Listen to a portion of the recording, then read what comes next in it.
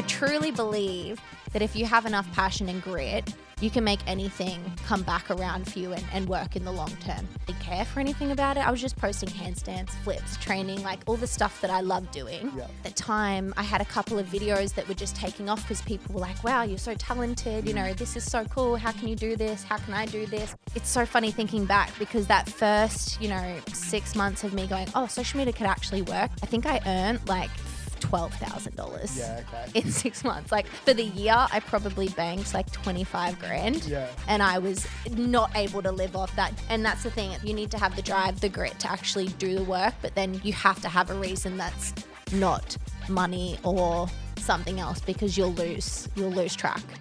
Welcome back to the Keegan and Company podcast. For those who are new to the show, my name is Keegan Hipgrave, and if you haven't already, got to get you to jump over, give us a little like and subscribe, or whatever platform you listen to this podcast on. It's a great way for us to grow production and have some incredible guests like I have on today.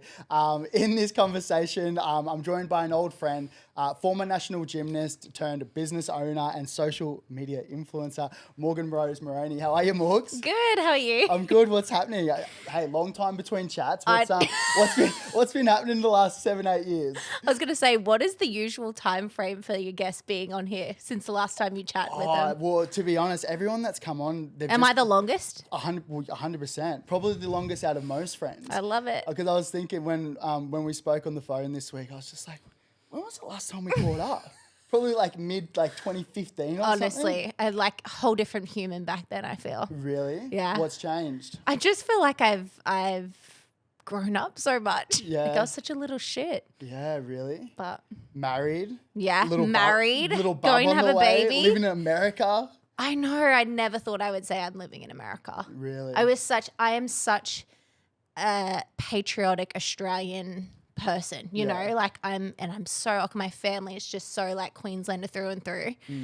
And I feel like I would be the last person to leave, but I'm living. Well, when growing up, you were always like beach, love the surf, love all that. And then when I saw you go to the States, I was like, I wonder how she's going to go. I don't have over there. anything there. I'm in the desert. There's nothing from what I grew up with that is the norm there. Really? Yeah. What does life look like in the US? Because you're living in Utah. Yeah. So I'm in southern Utah. It's actually complete red rock. So it's kind of like Uluru. Gotcha. It's got red dirt, red rock, all of that kind of stuff. Very adventurous. There's a lot of hiking spots. There's a lot of national parks. So it's still very outdoorsy. A lot of people go out to the lakes, but it is also a place where if you do not have money, you cannot have that life. What do you mean? Right. So for example, like the places that you have there, the houses on average, the place that I live specifically is the fastest growing city in the whole of the US. Really? For the past 2 years. Just because everyone's moving in there? Everyone's moving there. Okay. Everyone from California is moving there. You're the perfect example. Yeah. People from Australia. Yeah, that's what I mean. I think honestly the locals are happier with an Australian in there than a Californian. Yeah, gotcha. Just because Californians drive up the price. But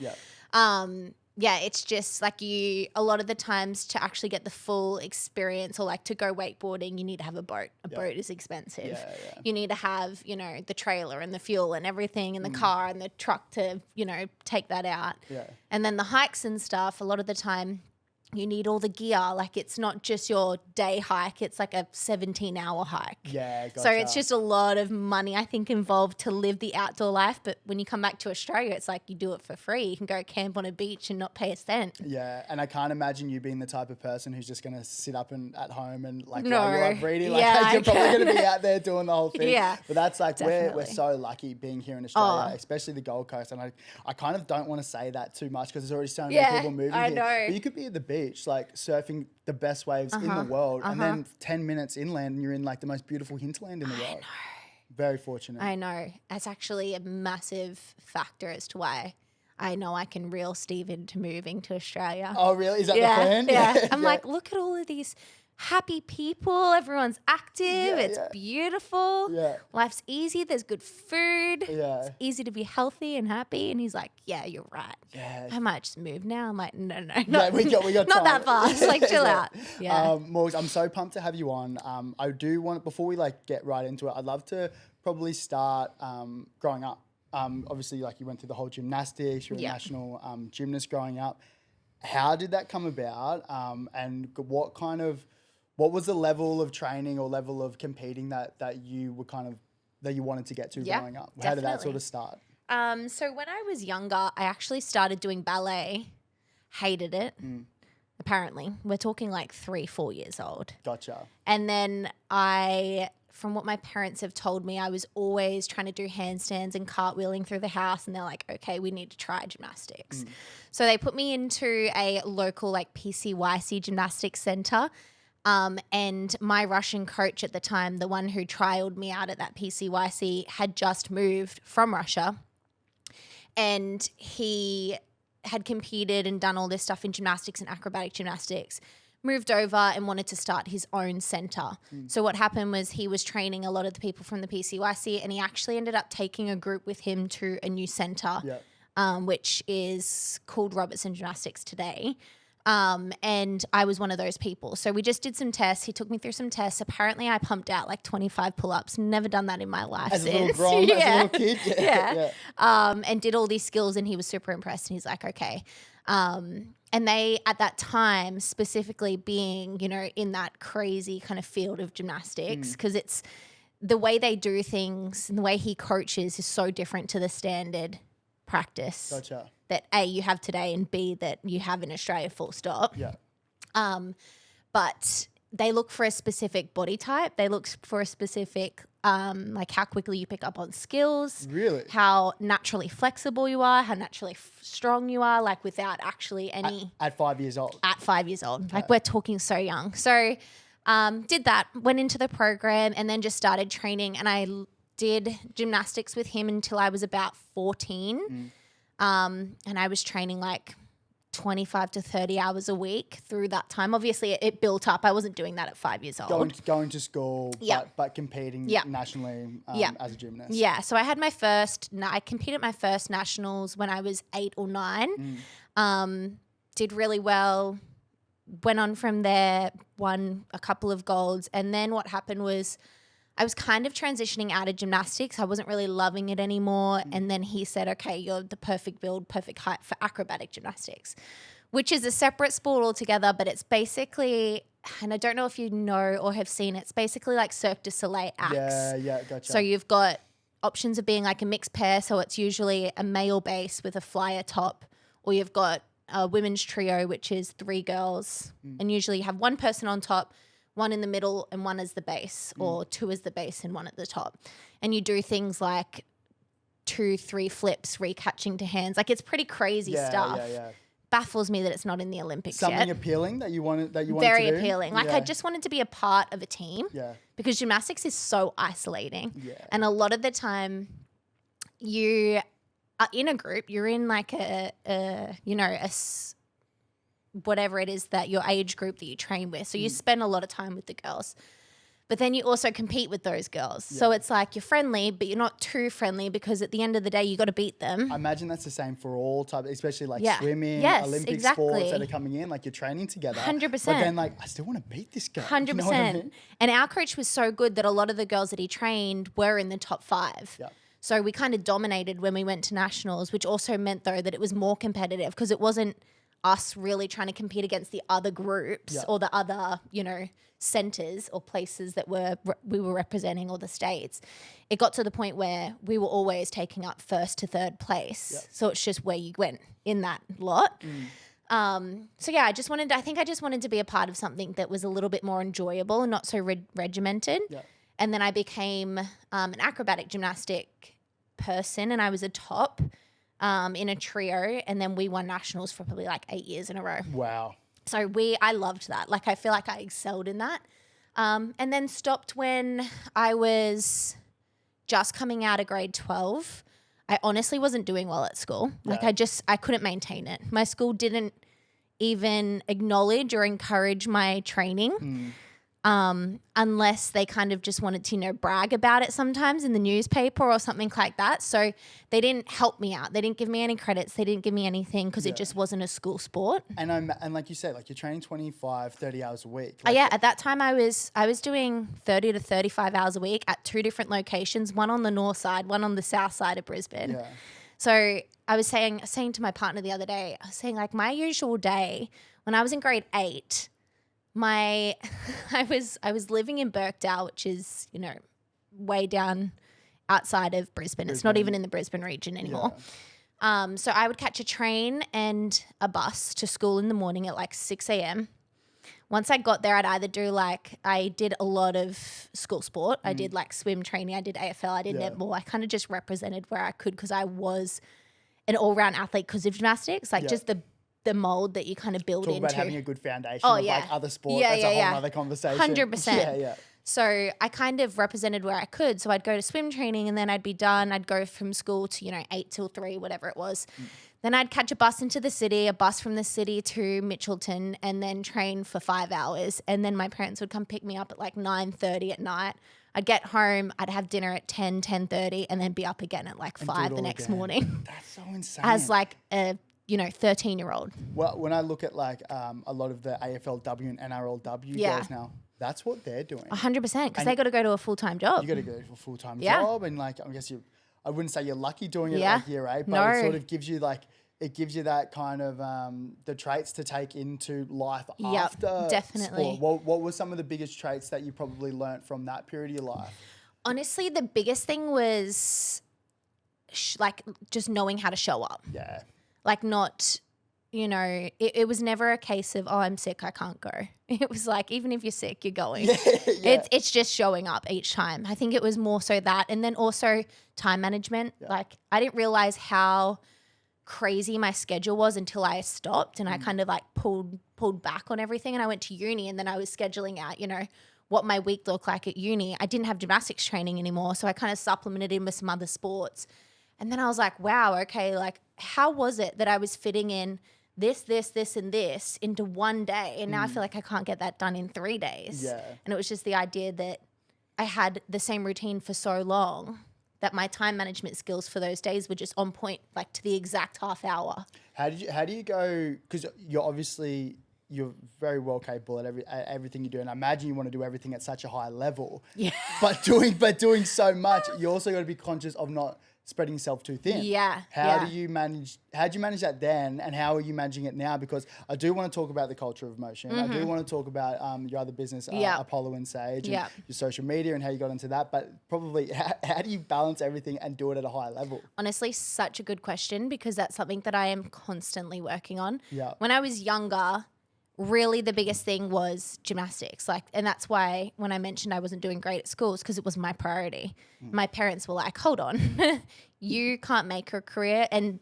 unfortunately, the reality and the truth is that Australia's level of gymnastics is nowhere near the other countries. Yep. So even if you were the best in Australia for 20 years in a row, the chances of you making something out of it, like a decent career or something that can, be everlasting and live on and probably is live so on minimal. As well. Yeah. So like the girls that I grew up kind of seeing, in the gymnastics realm going to the Commonwealth Games were not the girls going to the Olympics because they couldn't qualify for the Olympics. They actually weren't up to standard at all.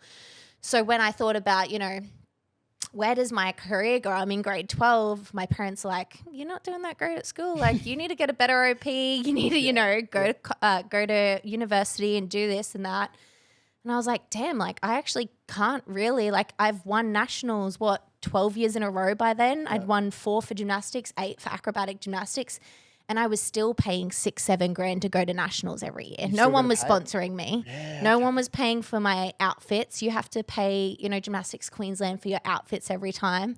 So I had, my parents had invested like hundreds and thousands of dollars into this skill, and I had nothing really to show for it except for a bunch of gold medals, which is amazing. Which is very nice. Yeah, 100%. Great. Definitely. Yeah. But it's like I want something that I could pass on to my kids. And, like we're talking actual growing up and being like, okay, I want to be able to afford a home. How do I afford a home if all my money and time and investments is going into gymnastics, into the sport that I love, but doesn't give me anything back?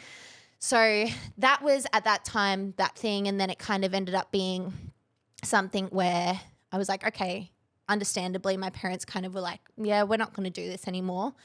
Why don't you focus on uni, or why don't you focus on school? So I did that. I actually stopped gymnastics altogether and then kind of went headfirst into school stuff, got a pretty good OP by the end of grade 12. Yeah. and then got into exercise science pre-phys. Yeah. So the goal was physio. Yeah. Yes. Yeah. Goal was physio. Didn't even end up finishing it. Didn't even finish my exercise science degree because in that 3-year time frame of that degree, I had so many doors open up through social media. And then that's when. And that's what I want to talk about. Yeah. Like, at what point do you say this social media thing's like kind of taken off? Like, honestly, Keegs, do I lean into it? Like it was really hard because we're talking 7 years ago. 2014, 2015. Yeah. Yeah. Early on. And I don't think like at that time social media was just to see friends doing stuff. Yeah. It didn't really you didn't really see people doing much. I say that, but Steve, my husband, was doing social media 10 years ago. He was doing Instagram 10 years ago and making money off it. So I'm like, in our world, maybe in Australia, I don't know. I was going to say, is that an American thing? It might have been. Yeah. I think they probably started that whole wave of, marketing online. Yeah. And we followed suit. But yeah, I didn't know anything about it. I didn't really care for anything about it. I was just posting handstands, flips, training, like all the stuff that I love doing. Yeah. That I'd stopped doing professionally that I wanted to keep doing just for fun. And it kind of opened up. But at the time I was at uni. I was living by myself trying to pay rent, in a flatmate's, setup. And I was struggling. Like I had a part-time job. I wasn't getting paid anything on social media. And then Gymshark reached out to me and they said that they could offer me, I think it was $1,000 a month, which was way more than what I was earning anyway. So I was like, okay. And then I got a secondary contract come 6 months later and I was kind of like, okay, I might actually be able to do this.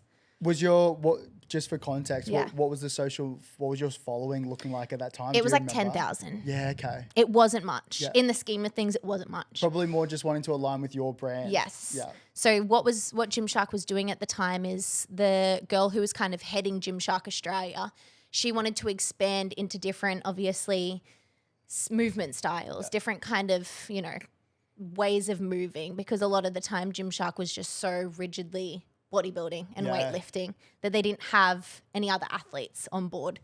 So they kind of branched out, and I think at the time I had a couple of videos that were just taking off because people were like, wow, you're so talented, this is so cool, how can you do this, how can I do this, blah, blah, blah. And I was just kind of sharing that in itself. But it's so funny thinking back because that first, 6 months of me going, oh, social media could actually work, I think I earned like $12,000 in 6 months. Like for the year, I probably banked like 25 grand. Yeah. And I was not able to live off that just because I was paying rent myself in a place and I graduated at 16. Yeah. I'm like, I got pushed forward a year. So everything that I was like, okay, this is just a lot. Like I can't do this. This is really hard.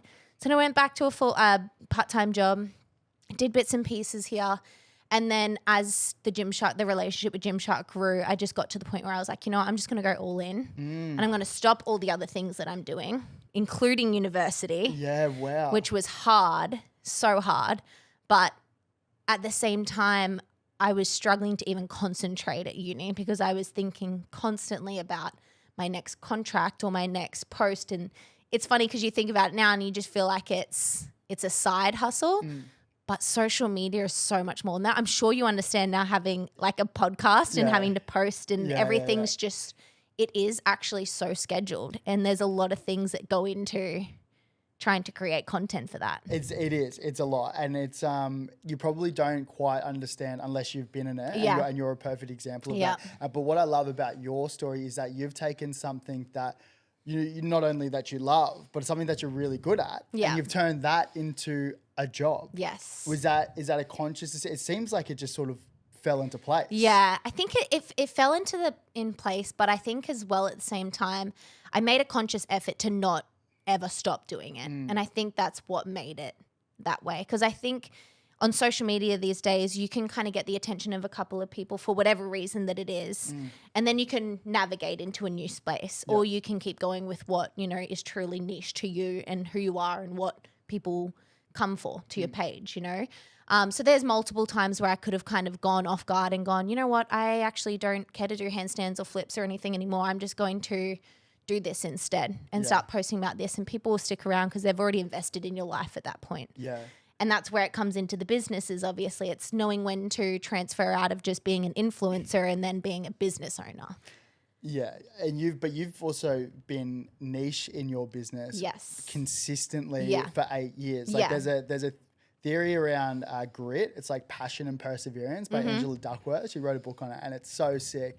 And it's pretty much like you look at the people who are industry leading or have done very well. I think of Matthew Walker, How We Sleep, sleep scientist. He's been researching sleep for the last 20 or 30 years. And so he's obviously like the GOAT in that field, but it's because he's been doing it consistently for so long. And so I look at someone like you who's been doing like handstands since you was 5 years old. And now you're 26, 27 and you're still doing it and you made it a passion. Like how do you ever fall out of love with it? Like, I think you go through waves of obviously like prioritizing it back in. There's been times where, you know, I've gone weeks, if not months, without actually doing any handstands, but a lot of the skill-based work is still in my training, in my day-to-day training. Yeah. And it's just because sometimes, you know, you might come across an injury like a wrist niggly. Like sometimes you, in handstands, like specifically, you're not meant to, like, let's be completely honest, you shouldn't be holding your whole body weight on your hands as often as I do. Yeah. So sometimes your wrists start to get a little bit achy, and so I take time off to do that. But then sometimes I'm super motivated and there's a specific skill that I'm like, I'm going to get this, create muscle memory and never lose it. Because where my head goes is, I think like my background's obviously rugby league, and I talk to a lot of professional athletes in not only NRL but also AFL, Super Rugby, netball, cricket, and the conversation around doing something for so long, like they probably started doing it as a passion, 5, 6, 7, 10 years old. They love it, but then when it becomes a job and it becomes like, this is what I'm getting paid to do, you can fall out of love with it. Like, for sure. I've fully been there. There's been times where you're rocking up to training, you're like, this is something that I couldn't think of anything worse than going like, there's been times in preseason, which is like the toughest time of the year. It's like, we laugh about it because a lot of my mates have the same thoughts. It's literally like you're driving to training, you haven't slept that much, your body's cooked, and you're like, maybe I'll just like bump my car a little bit so I can be late to training. You know? So I have a reasonable excuse. Yeah, I was like, maybe I won't have a big car accident, but I'll just have a small car accident. It's like the other boys are like, did you have that thought as well? So like, it's like the unwritten rule. Oh, it's so wild. But I think about that all the time. I was like, well, I wonder if you did like fall out of love with it or go through a period of falling out of love with it, what you can do to get back, to fall back in love with it. And from what you said, it's more like giving it time maybe. Yeah, I just think it's a wave. Like we go through this with everything, with fitness, like, you know, people who prioritize their fitness for so long and then they fall off track. And this idea of falling off track it's just natural. That's what we do as humans. You can't be doing the same thing every single day. Otherwise you don't have any kind of, you know, change of pace, change of things. You don't build resilience. You don't change, nothing changes. You know, you get too used to the situation and what you're doing or what you prioritize that one thing goes off track and it slips your whole, you know, life upside down. But yeah, I think it's just, I've gotten to the point where I've realized I'm not always going to be 100% wanting to do it and loving it. And especially like what you said, when it becomes work and there's days that you don't want to do it and you just have to, and you have to force yourself, that's not fun. No one wants to force yourself. Like you don't want to force yourself to do something you don't want to do. That resilience. And especially just for money. You know, a lot of the time it returns back to this is my business, this is my income. Can't stop. When it's money, it feels like it's even heavier because it's just like, is this really what I want? Like, is this really needed? Right now. But the way that you've I guess like sculpted like your own life, like and this is a conversation that I want to have more with girls in sport, like female sports growing incredibly, especially in Australia. I'm probably sure I love it. In the US as well. It's huge in the US too. But I'm sure 100%. But that conversation of like the girls now, they're part-time athletes. There's only a handful of them that are probably on 80 to 100,000 a year and can focus on it, but more likely, and it'll come. I imagine it's a time thing, but that conversation around like doing something that you love and like the third party space, like I'd love to get like supplementing your life with something that is a bit more purposeful for you other than obviously the love. You have a love of the sport, otherwise you wouldn't be doing 100%. it. But if that's going to be your income supplement, then you want to have something as well that you're putting your passion and time into that isn't the training and the competing and all that. And can also turn into a form of income. Yes, exactly. Is there any advice that you would give to young crew who are like probably coming into the space? Like they're looking at they've got female role models, which is so cool to see. It's like, well, actually, how can I want to get there? What would be something to sort of lean into? I think the biggest thing is we really don't have much limitations these days with social media, with just the outreach that you have. You can be someone who lives and breathes and does everything day to day in Australia, and you're teaching someone in Norway. You know what I'm saying? We don't have those limitations anymore. So I think the biggest thing is actually just finding what your niche is, because if you want to jump into it, there's 1,000 overcrowded markets. Yep. Whatever your point of difference is, or it doesn't even need to be a point of difference, it just needs to be a point of passion. Yeah. It's like whatever it is that you find interesting to yourself that you're actually going to keep going with, then you can push it to the point where it actually becomes something for you. Yeah. I truly believe that if you have enough passion and grit, you can make anything come back around for you and work in the long term. It might be, you look at some of these guys that are coming through, the ranks now, or in the fitness industry or podcasting or whatever it is. These guys have been doing this and talking and having these conversations for 10, 20 years. Yes. Their break didn't come after 20, until after 20 years. Yeah. But now they're the top of the chain, they're actually guiding people to do this stuff now. So I think it's just, you can't tell me they get to that point without actually having some kind of passion behind it. Work. Exactly. Yeah. And that's the thing. It's like you need to have the drive, the grit to actually do the work, but then you have to have a reason that's not money or something else, because you'll lose track. That's great for the people who know their niche and they know their passions. But what about for the ones who are like, I don't know where to start. I don't know what to do. Like people talk about follow your passion and follow that. I was like, well, I don't know. What is my passion? I don't even know where to start. Like, what do you think about that? I feel like you just got to try multiple things. Dip your toe in each pond. Love that. Kind of figure out what it is that sparks a fire in you. I had this conversation with Steve because he's got so many opportunities that come into him all the time. Yeah. And we obviously talk about it because we own businesses together. We manage all of our money together. Everything's we're married. So we talk about a lot of things. And I said, what is the stuff that keeps you up at night that lights a fire in you, that you're like, I have to do this. Yeah. And for him, it's a podcast. Yeah. For him, it's fitness. Yeah. For him, it's not so much supplements. Supplements is a part of his life, but it's not that. He has no kind of pull and gravitation towards that. Yeah. So it's like, I think dipping your toe in different things, figuring out what it is, and a lot of people will naturally have something that they're drawn towards. Yeah. But finding it is hard because there's so many. There's no limitations. And especially if you're a curious person 100%. And you're like, oh my God, I don't even know where to start. Yeah, you're like, oh, I kind of like this. But I do feel like there's always something that's kind of like, okay, I feel like this is my purpose. Like this is I'm being drawn to this. I remember when I was playing footy, I was always nervous about retiring. I was always like, because I didn't know what I wanted to do. And so I always thought, like, my mum was big on education. So I had a Bachelor of Business, MBA and that. And then I was always like, well, like, what am I going to do if it all just stopped? And so I would try everything. Like, I remember I was like a mortgage I worked in with mates, like mortgage brokerage. I was laboring. Like I worked on cranes, like just in like days off, like we had days off. And I would try everything. I was at, have you been to Labat in Burleigh? No. It's like a fine dining restaurant. I called Alex and I was like, mate, can I just come in on a day and just help you prep? He's like, yeah, 100%. So I went to this like fine dining restaurant on like that's how you do it though. But just try. I was like, I might want to own a restaurant one day. You are literally like the written script for dipping your toe in water in different ponds. That's what you got to do to find it out. It's actually so funny you ended up in podcasting because you've always been such a good speaker.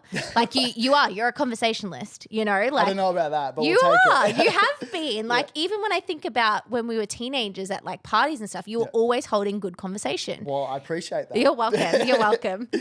Couple beers deep or not, we haven't had any beers today.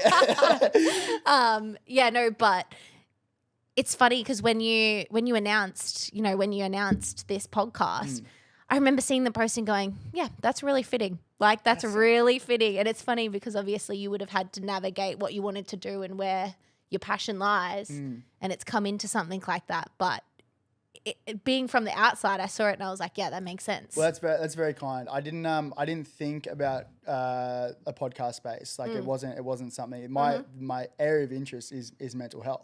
It's mental health in sport. Yeah. So back at uni studying psychology, I work for the NRL Players Association. So we're working with players who are transitioning out of the game, which I love. Yeah. And then for me, it was like, well, what's the best way to, I guess, normalize conversations around mental health? And for me, like, this podcast isn't a way to preach, because I don't know anything. Oh, like, yeah. No, it's the conversation.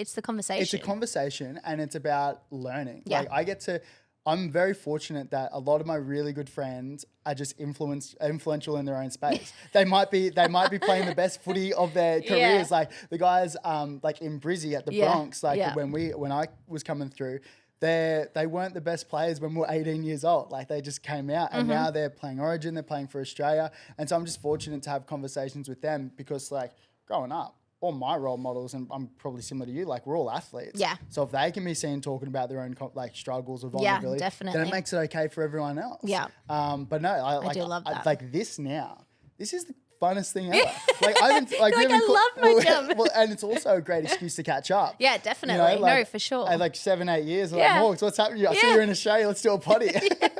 Literally, I love it. No, it's so good. But it is cool, and like I am keen to talk you. There's a little bub on the way. Yes. There's no alcoholic beverages getting around at the moment. How are you feeling? How far in are we? I feel good. I'm almost 20 weeks. So I'm literally halfway. Exciting. Yeah. It's been good. I've actually felt really, really good, and I kind of feel a little bit guilty sometimes. There's actually a lot of, there's just a lot of drama and stuff in, you know, women's pregnancy and how they feel and how they train. There's just a lot of, I don't know, just ideas that people kind of are constantly putting into your mind about so many different things. So how you should how you should do it, how you should be feeling, or what's the normal, that's not normal, or if that's the case, then don't rub it in people's face. Or really, yeah. So sometimes when I say, you know, I've had actually a pretty easy pregnancy, I feel a little bit guilty because I'm like, I don't know. I know the standard these days is that, which is kind of scary because it's like, why is this the standard for us? Is being really sick, really nauseous, first trimester at least. Second trimester is hard to get around. Some people can't train. Some people can't move as per normal. But yeah, it's just it's a weird space to step into when I feel like I've had such a positive experience with social media and like sport and movement for so long. Now coming into it and just every single person I feel like is judging how you do things, why you do things. But are they, or is that just the narrative that you're sort of telling yourself? Maybe. Yeah. It might be the case. It was so like, I really wanted to be educated on, I actually got my pre and postnatal certification for training. So basically. Talk about curiosity. I know. And you know what? Talk about curiosity. Oh, I'm going to get pregnant. I'll do my... Okay, get qualified. You know what's so funny? I booked in for it before I even found out I was pregnant. Gotcha. So I was like, I just want to actually have some kind of backing because I've got my certs in fitness and stuff. I've got my NASM and things like that, but I don't have my degree because I dropped out of my exercise science degree.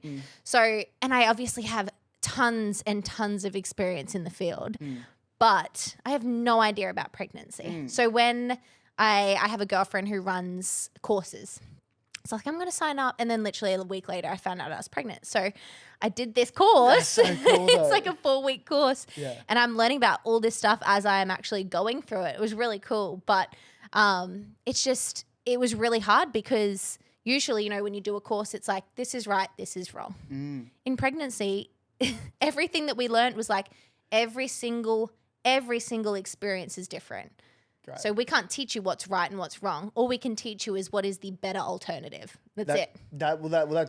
That's the conversation, right? Yeah. It's like everyone's different. So I struggle to understand the guiltiness or people being like, you shouldn't do that or you should do this, or it's like everyone's different. Yes. I don't have kids. I can't talk on the topic. Yeah. But I imagine like it would be different, and what worked for someone might not work for someone else. 100%. Even your training, like what does training look like for you now, like it's 20 weeks in? It's died down quite a bit. Naturally, your heart rate spikes really easily. Your blood pressure is a lot higher. So they usually say a good rule of thumb is to stick to about 60 to 80% of your max heart rate, which for me is about 155. So anything over that, I'll kind of just take more rest time, and I don't want to push it because it just kind of, it alerts the baby. It can kind of cause issues. But so I just stick anywhere between that. So not really high intensity stuff anymore. A lot of weight training still. But you get out of breath really easy. Like I'll be walking up the stairs and I'm at the top. I'm like, oh my God, I'm so unfit. I had to go with these stairs up here. Did you go all right? We got through it. I actually did okay. We need a little elevator coming in here. I did walk up the stairs this morning.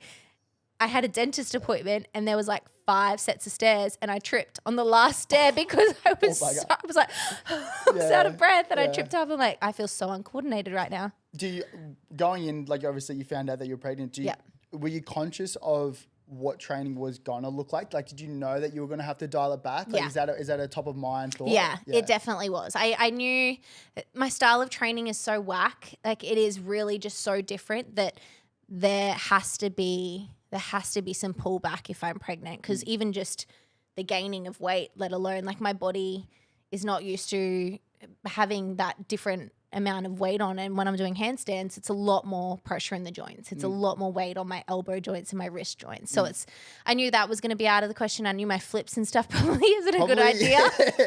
She might be rocking around in there. What's going on in here? She's like, why'd I pick this, Mum? But I'm still keeping true to my basic structural training, which I feel like my structural training is more weight stuff. So it's more just like keeping consistent with the day-to-day movement. So like walks, weights, low intensity cardio stuff, just general idea like hiking stuff, just having more rest. And then my intense training, so it's more my gymnastics side of things, that's what I knew was going to have to take a step back or at least just a step down. I'm still doing some stuff because I don't want to lose any skill, because 9 months is a long time to not do that stuff. I could go from, having all these skills under my belt and training them up for 10 years and lose a lot of that if I don't consistently do something in 9 months. Really? Yeah. In that short of time frame? Yeah. Really? Just because you could train your muscles back up, but it would take 5, 6, 7, 8 months. I would have thought it'd be like muscle memory, like riding a bike. It is for some. For some skills it is, but for others it's a lot of upper body versus lower body strength. And then compression. And if you have no compression, if your core's kind of, it's been stretched and pulled and twisted from your pregnancy, you don't really have that core stability anymore. And I've always looked past like my core strength. I've got a really strong core, but I've never really thought of it as a really strong core because it's always been that way. I've always done these skills and never realized how much core strength it takes until I started coaching.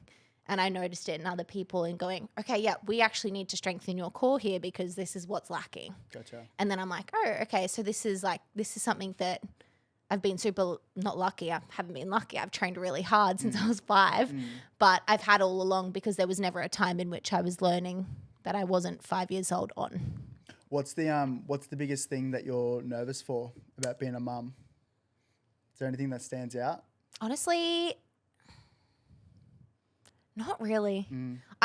For so long, I was so scared about the actual birth because I've heard horror stories. Everyone loves to tell you the horror stories. They say like, oh, I love my kid and I'd do it all over again, but it was the worst day of my life. I'm like, what are you talking about?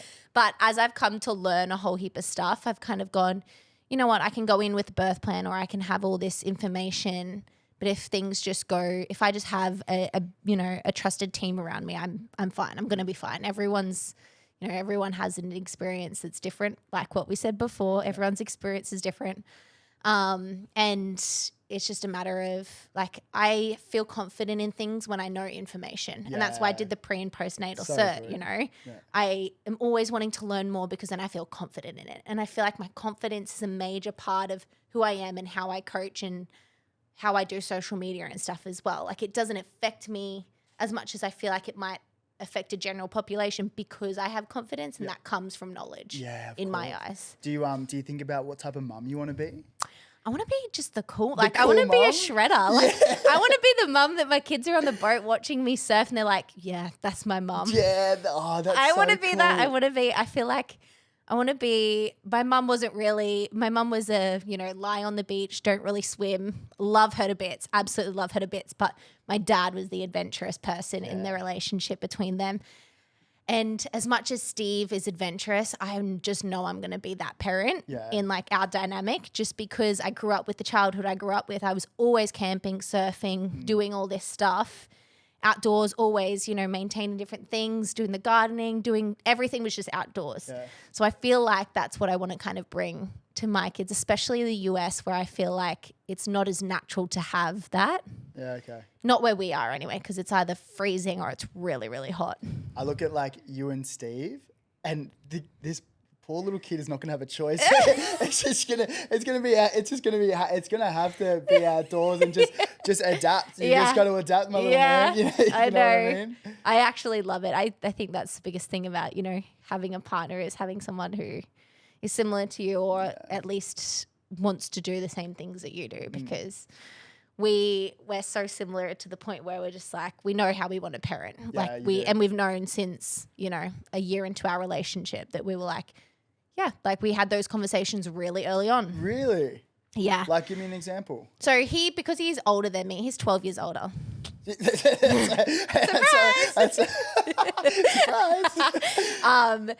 But in the same sense, he's done so much, and he's so healthy and so young at heart.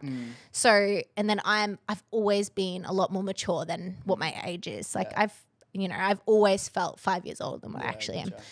But when we first started dating, it was a thing where, he wants to have kids. He wanted to have kids, and I feel like my true passion and purpose in life is to be a mum. Like I've always felt that way.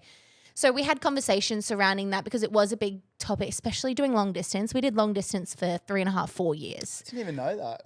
Yeah. So we literally, course, So our first year, we saw each other twice in a year. And then second year was COVID. We didn't see each other for a year.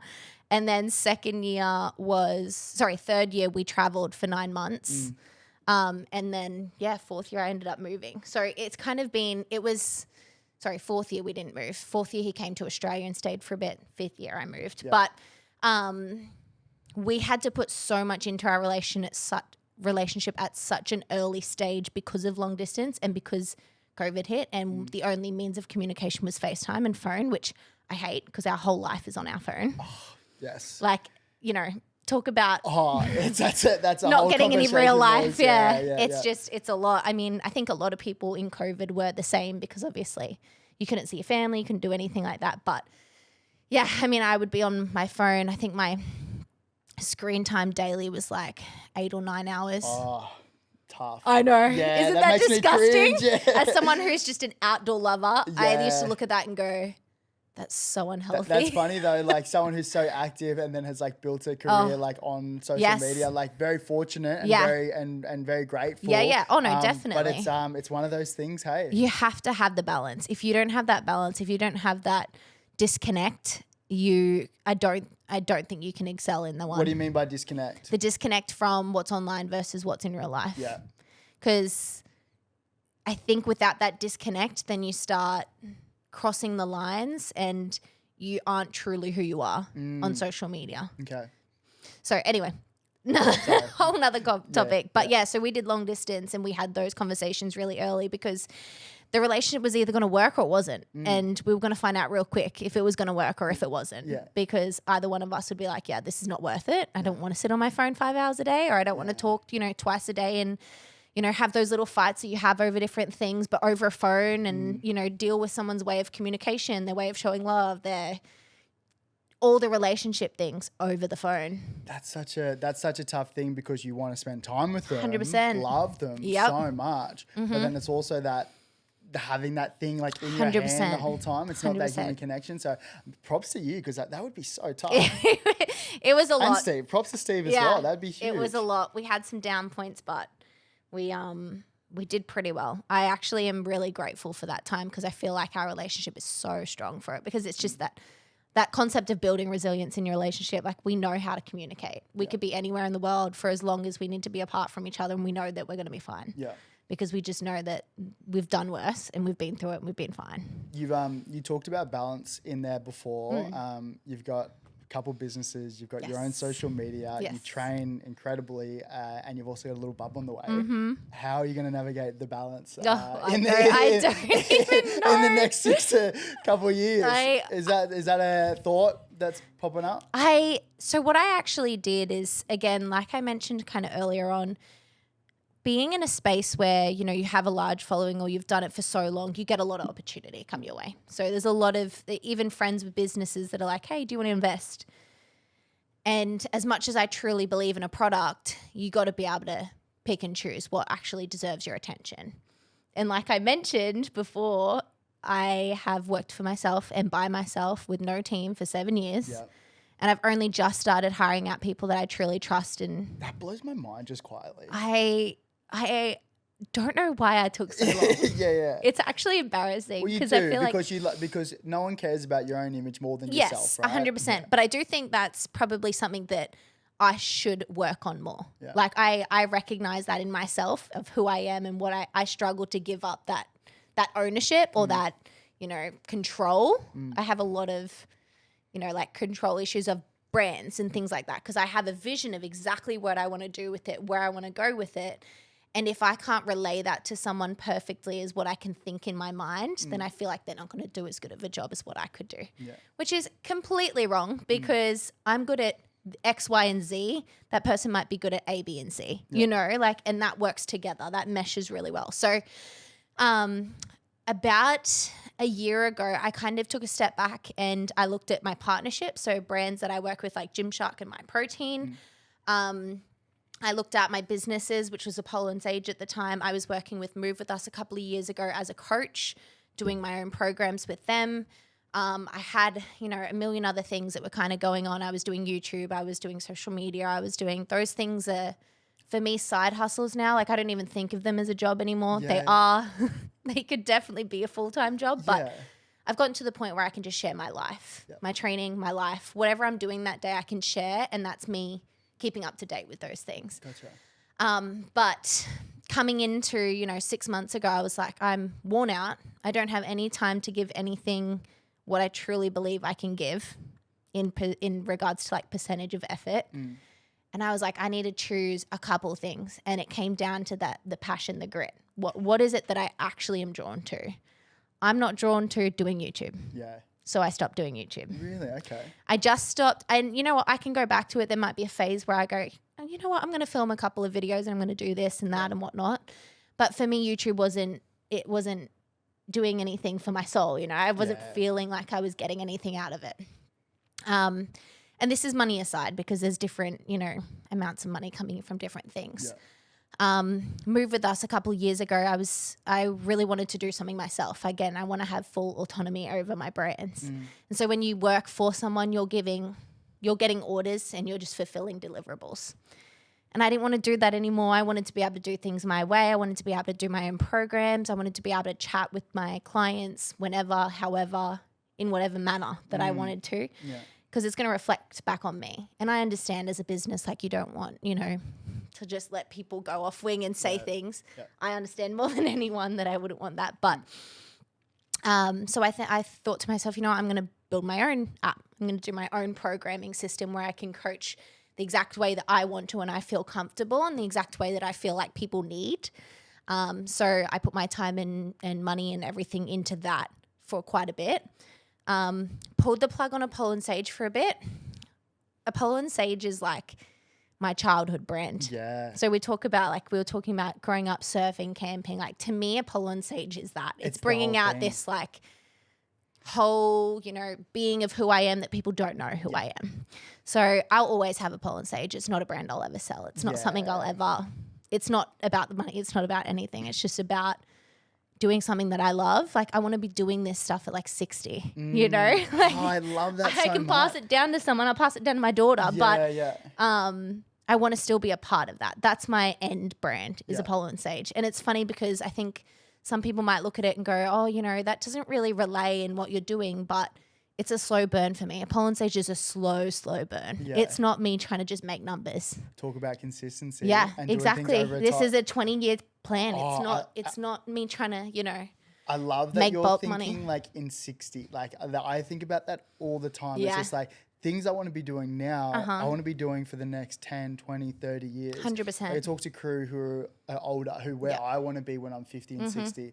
And I was just like, oh, like, what are you thinking? Like, you thinking pulling back? Like, now you're well off. Yeah. And like, pulling back? Yeah, But why would I do man, that? Like, I've still got keeps like me 10, young. 20, 30 years ahead of me. Literally. Like, why would I pull back? But there's so many great little nuggets in there. Like the ability to say no. 100%. Oh, huge. Honestly, and I learnt the hard way that that's so important. Like to be able to go, you know what? Yeah, that's a no from me. I'm just going to do it this way or whatever. But yeah, so then I've kind of done that. And I left Gymshark. I don't work with Gymshark anymore. That's kind of one thing that's less off my plate. So I've kind of cleared out YouTube. I've cleared out Gymshark. Still have my MyProtein. I love working with them. They're such a good team. It's one of those things where I don't think I'll ever stop until they want to just keep working together. I'll keep doing it because they're just such a good company to work for. So that doesn't take much out of me. It's not me just showing up and trying to create, random content for something like that. It's just an easy blended partnership. So my two things are literally Apollo and Sage and Culture of Motion. And they're like my biggest goals. Culture of Motion, I just want to get ladies moving better in different ways because I feel like, the industry the industry pushes you either in someone who does sport and you dive down kind of the health route, or you're someone who's starting out and you just don't even know where to start. And so my biggest thing with Culture of Motion is that it's just keeping in motion. It's doing whatever. It's doing anything that gets your body moving. And it's a system where I've done programming where the programming lasts for years. It's not an 8-week program. It's not, go in, commit to 8 weeks and then be done. It's something where they just have access to an app every day for years on end. And so what does it look like? It's a lot of the time it's not hybrid training, but it's more functional training. So you've got a mix of outdoor work. So we literally have an outdoor day where it's either girls going out for runs, walks, swims, they might be going and playing pickleball, tennis, whatever it is. It's like choose an option for this day. This is going to be your movement. Like challenge yourself to try one of these things or to get out and do one of these things.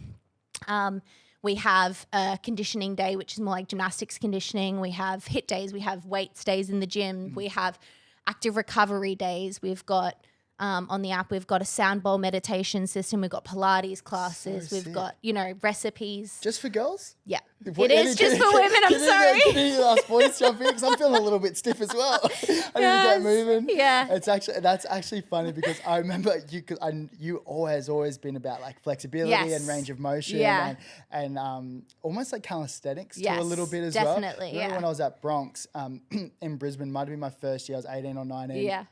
And I reckon you gave me a heap of inspiration because I was doing trying the muscle ups with the bars. Some body weight bunch stuff. of crew. And I remember the boys like being, because it was left field at the time. Like, yeah. Back then, it's it was not. all just like lift weights, let's just bench. And I was just They're like, what are you doing? Yeah. And I was like, no, this is fun as like trying the handstands. But then like, it's tough doing it while you're getting bashed everywhere. I couldn't hold a handstand. I feel like calisthenics and footy are two conflicting sports only because one's very like be in tune with your body, and then footy's like, okay, you got to go out there and be like, it's hard on your body, but but if you can get away with it, because the range of movement, so True. beneficial. Definitely. Like before, like I was doing in pre-season, so we weren't having that many big collisions, and then once the season starts, you're usually always carrying something. So if you've torn your AC or if you've got a broken finger, or that's hard to it just limits you. It limits you. But that's the motion. It's beautiful. It's exciting. Cool.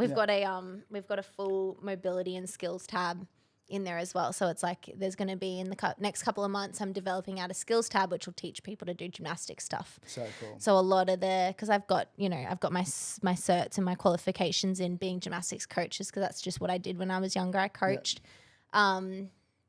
So yeah, we're going to be developing out and doing more skill stuff, but it's just opening people's eyes up to there's so many ways of moving, and you don't just have to do one. Oh, I love that so much. And I've never been someone like I aside from gymnastics, but even then I was at school playing tennis, football. You were surfing, I played cricket when I was young. Yeah, cricket? I didn't know you played cricket. I did. I played cricket as like my school sport of choice. So left field, eh?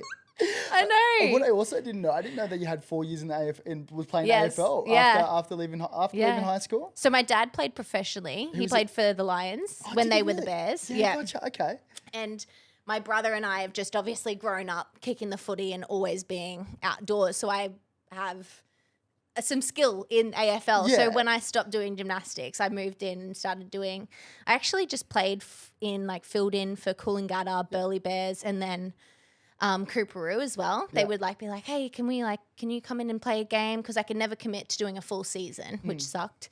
Because I was just doing so many other things at the time. Yeah. But I ended up doing somewhat of a full season with some games missed and whatnot. And then they had the trials for the Brisbane team, got into the Brisbane team. They had the trials for the Queensland team, got into the Queensland team, and then competed for Queensland for 4 years in the national comp. Do you and looking at how the AFL game's going now, do you think was that something that is appealing or something? Because Honestly, the question that I was coming in was if there was any other sport, what would you do? I imagine it would be it's AFL. But then is that ever a conversation where you're like, oh, maybe that could have been? I've had it so many times, and I've had it with myself. It's been in my mind because if there's one sport that I miss actually doing properly, it's AFL. I think there's honestly nothing better than getting a good kick or a goal or celebrating with your friends. There's just the camaraderie, everything, it's just, I don't know. I've just always loved it. I loved it. It just has never worked out for me because I'm always traveling and I'm always doing things. And obviously you need to be settled down in one place. Yeah. But my heart is with AFL for sure. Watching the girls is so cool. And the standard of skill work and, it's through the roof now. It's so good. And the Brizzy girls won the grand final last year. I know. It's so freaking good. I love seeing it. It's cool to see where female sport's going. Yeah, definitely. I was having this conversation the other day with one of the girls, and it was just the game's only 8 years old. Imagine what it's going to be in 10 years time. That's going to be, it's going to be, prior or when they're full time, when they can train at a full time 100%. Prior to growing up, you'd play with the boys until you're in under 12s and then you just got kicked out. Yeah. You didn't have any option. And then you might play for school sport as an Oz kick system. But if you were good, you had nowhere to kind of continue your skill. And so half the girls just stopped and then the school came and then it was okay. And then the Brisbane team and the state team. And then it was okay. And then literally 2 years later, the AFL women's started their first year and it was oh, dang. And it was so funny because the sport was small enough that anyone who represented state was in the AFL women's. Yeah. It was almost automatically. Yeah. So I actually don't think there's probably one girl on the team other than myself that doesn't play for AFL women's now that was on our Queensland state team. Yeah, really? Yeah. And obviously Vic Country, all the other states as well, the same thing. But everyone kind of, hung around with the same people in different groups, obviously around Australia. And you see them all just killing it in the AFL women's now, and it's so cool. Yeah. And seeing that also with the other grades, the older women that we never got to play with because they were always, 4 or 5 years ahead of us, now all in the same system. Yeah. It's cool because it's just it's so much talent. Yeah, it's exciting. It's going to be an exciting space. Hey, Morgs, I'm conscious of time. Yeah. I told you I hit chat. I know. I had all these things I wanted to run through. I was we're already an hour in. I was just we'll do it again. But before we wrap things up, is there anything that you wanted to touch on, or is there anything that you thought we might have missed? Any advice that you'd want to give to young girls or 27-year-old guy that's trying to have a crack at a podcast? I think, it's pretty cliche, but just give it a go. I just think there's, like we said a million times, there's so much opportunity and there's so many avenues that you can take. Giving something a go it's not going to hurt anyone. You're not going to hurt your own, your own setup or your own, whatever it is, the goal that you have. It's just going to push you forward. So, yeah. I love that. And hey, I'm glad we did this. Me too. This was the best opportunity to catch up ever. Yeah, definitely. But no, super pumped on your last 8 years. I have been watching from afar. I'm excited. Little bub coming up, so I'll be watching. So no, well done, Morgs, and thanks for coming on. Thank you for having me. I really enjoyed it. Thanks. That's us.